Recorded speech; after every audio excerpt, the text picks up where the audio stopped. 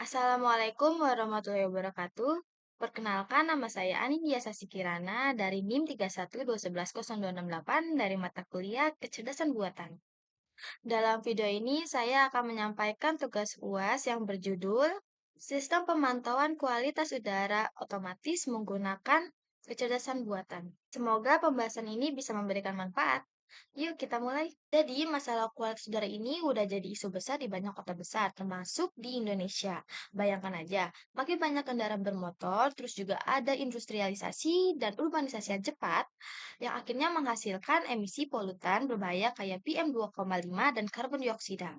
Nah, ini semua bisa bikin kita kena gangguan pernapasan, penyakit jantung, dan lebih parahnya lagi bisa menyebabkan kematian dini.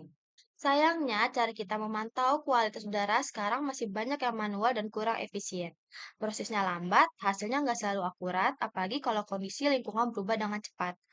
Makanya, kita butuh banget solusi berbasis teknologi yang bisa bantu pantau kualitas udara secara real time supaya bisa langsung ambil tindakan dengan cepat dan tepat. Dari situ saya punya beberapa tujuan utama yang ingin dicapai lewat proyek ini. Yang pertama, proyek ini pakai robot cerdas yang dilengkapi dengan sensor untuk memantau kualitas udara. Jadi robot ini bisa jalan sendiri, ngumpulin data di berbagai tempat tanpa harus ada orang yang terus-menerus mengawasi.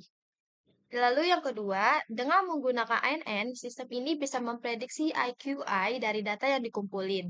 ANN ini punya kemampuan luar biasa buat ngolah data yang cukup rumit. Jadi bisa kasih prediksi yang cukup akurat meskipun data yang ada nggak selalu sempurna. Yang pertama kita membahas tentang signifikansi proyek. Di era sekarang, kualitas udara jadi salah satu masalah terbesar, terutama di kota-kota besar. Makin padatnya kendaraan, semakin banyaknya pabrik dan urbanisasi yang cepat, bikin polusi udara makin parah. Nah, proyek ini hadir untuk jadi solusi yang bisa bantu kita memantau kualitas udara secara real time, supaya kita tahu kapan polusi udara bisa jadi ancaman bagi kesehatan. Pertama, pemantauan real time. Dengan sistem ini, kita bisa tahu kualitas udara langsung kapan saja dan di mana saja. Masyarakat dan pemerintah bisa mendapatkan data akurat tentang polusi udara di daerah tertentu. Jadi bisa langsung ambil tindakan entah itu menyuruh orang buat pakai masker atau ngatur lalu lintas supaya nggak makin buruk. Lalu yang kedua, efisiensi operasional. Biasanya pemantauan kualitas udara itu ribet dan mahal, apalagi harus dilakukan secara manual. Nah, dengan robot yang bisa bergerak otomatis dan dilengkapi sensor, kita bisa mengganti cara manual yang lama dengan sistem yang lebih efisien dan tentu saja hemat biaya. Lalu sekarang kita membahas tentang ruang lingkup proyek. Proyek ini mengandalkan beberapa teknologi canggih untuk memastikan semua berjalan dengan lancar. Robot mobile yang akan kita gunakan dilengkapi dengan sensor-sensor canggih seperti sensor CO2 dan PM2,5 yang akan mendeteksi kualitas udara di berbagai lokasi.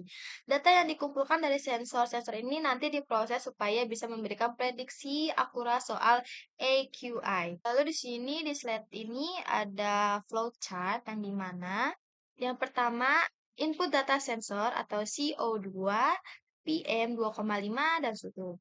Proses dimulai dengan pengumpulan data dari sensor yang terpasang pada robot.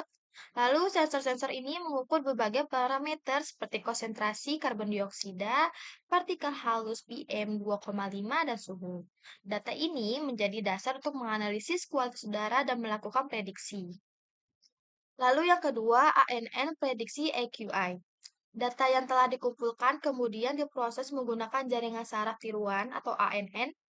ANN dilatih untuk memprediksi indeks kualitas udara atau AQI berdasarkan data input. AQI memberikan gambar umum tentang seberapa bersih atau tercemar udara di suatu wilayah. Lalu yang ketiga, keputusan logika fuzzy. Setelah mendapatkan nilai AQI, sistem menggunakan logika fuzzy untuk membuat keputusan yang lebih fleksibel. Logika fuzzy memungkinkan sistem untuk menangani data yang tidak pasti atau tidak jelas. Misalnya, jika nilai AQI di berada batas antara baik dan sedang, logika fuzzy dapat memberikan nilai keanggotaan untuk kedua kategori tersebut. Lalu yang keempat, klasifikasi Nave-Bayes polutan. Setelah mengetahui kualitas udara secara umum, sistem menggunakan algoritma Nave Bayes untuk mengidentifikasi kemungkinan sumber polusi. Lalu, algoritma ini membantu dalam mengklasifikasikan data berdasarkan karakteristik tertentu. Dalam konteks ini, net bias digunakan untuk mengidentifikasi jenis polutan yang paling mungkin menyebabkan kualitas udara menurun. Lalu yang kelima ini output, AQI, dan status polusi.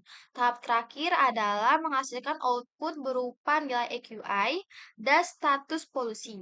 Lalu di slide sini ada diagram ANN-nya di mana CO2, PM2,5, temperatur ini adalah input atau data yang diberikan ke jaringan saraf. Dalam konteks ini, mereka mewakili konsentrasi karbon dioksida, partikel materi dengan diameter kurang dari 2,5 mikrometer dan suhu. Lalu di sini ada H1, H2, H3, H4, H5, dan H6. Ini adalah neuron pada lapisan tersembunyi. Neuron-neuron ini melakukan perhitungan kompleks berdasarkan bobot dan bias yang telah dilatih. Lapisan tersembunyi ini bertanggung jawab untuk mengekstrak fitur-fitur yang lebih kompleks dari data input. Lalu, AQI ini adalah output atau hasil prediksi dari jaringan saraf. Dalam hal ini, AQI adalah nilai yang ingin kita prediksi berdasarkan input yang diberikan. Jadi, diagram ini menunjukkan bahwa ANN mencoba menemukan hubungan kompleks antara konsentrasi CO2, PM2,5, dan suhu dengan nilai AQI dengan melatih jaringan saraf menggunakan dataset yang besar. Model dapat belajar untuk memprediksi AQI dengan akurasi yang tinggi. Lalu di slide 7 ini ada naive Bayes digunakan untuk mengidentifikasi kemungkinan sumber polusi. Misalnya, jika AQI tinggi di area tertentu dengan banyak kendaraan, klasifikasi naive Bayes akan mengidentifikasi kendaraan bermotor sebagai sumber utama polusi. Dengan cara ini, sistem memberikan informasi yang berguna untuk tindakan intervensi. Lalu di slide 8 ini adalah fungsi keanggotaan yang digunakan dalam logika fuzzy untuk memodelkan konsep yang tidak pasti seperti tinggi, sedang, dan rendah untuk nilai AQI. Lalu di sini ada diagramnya yang di mana sumbu X menunjukkan nilai AQI dari 0 sampai 300. Lalu sumbu Y menunjukkan derajat keanggotaan, yaitu seberapa benar suatu nilai AQI termasuk dalam kategori tertentu, seperti rendah, sedang, atau tinggi. Nilai derajat keanggotaan berkisaran antara 0 atau tidak sama sekali hingga 1 atau sangat. Jadi penerapannya itu yang pertama ada fujifikasi, nilai AQI yang diperoleh dari prediksi ANN dikonversi menjadi derajat keanggotaan untuk setiap kategori. Rendah, sedang, tinggi berdasarkan grafik fungsi keanggotaan. Misalnya, jika AQI 150, maka nilai derajat keanggotaannya akan menjadi sekitar 0,5 untuk kategori sedang dan mendekati 0 untuk kategori rendah dan tinggi. Lalu yang kedua ini inferensi, aturan fuzzy seperti jika PM2,5 tinggi dan CO2 sedang, maka kualitas udara sedang digunakan untuk membuat kesimpulan. Derajat kebenaran dari setiap aturan dihitung berdasarkan derajat keanggotaan dari variabel input PM2,5, CO2, dan AQI.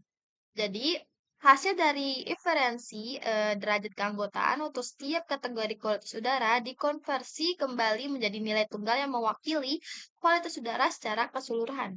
Nah, diagram ini menunjukkan gambaran sebuah skenario sederhana di mana robot perlu bergerak dari titik awal menuju titik tujuan sambil mengunjungi beberapa lokasi tertentu seperti lokasi A, B, dan C. Garis-garis yang menghubungkan titik-titik ini mewakili jalur yang mungkin dapat diambil alih oleh robot. Jadi, setelah beberapa generasi, algoritma genetika diharapkan dapat menemukan jalur optimal yang meminimalkan jarak tempuh atau waktu yang dibutuhkan oleh robot. Jalur optimal ini kemudian dapat digunakan sebagai panduan bagi robot untuk bergerak dari titik awal menuju titik tujuan sambil mengunjungi semua lokasi yang telah ditentukan. Lalu, berdasarkan gambar peta tampak ada beberapa indikator warna yang menggambarkan tingkat polusi di beberapa wilayah di Jakarta. Indikatornya berwarna merah yang menunjukkan tingkat polusi yang sangat parah. Sementara itu, wilayah Bogor terlihat memiliki indikator hijau yang berarti kualitas udaranya lebih baik. Bekasi dan Bandung masing-masing memiliki warna kuning dan orange yang menunjukkan tingkat polusi sedang. Kesimpulannya, Jakarta terlihat sebagai area dengan polusi terparah dibandingkan kota-kota lainnya di sekitar wilayah ini. Jadi, kesimpulannya, sistem ini memanfaatkan integrasi robotika dan kecerdasan buatan untuk memberikan solusi pemantauan kualitas udara yang efisien. Lalu, manfaatnya meliputi pengumpulan data real-time, prediksi yang akurat, dan optimasi sumber daya.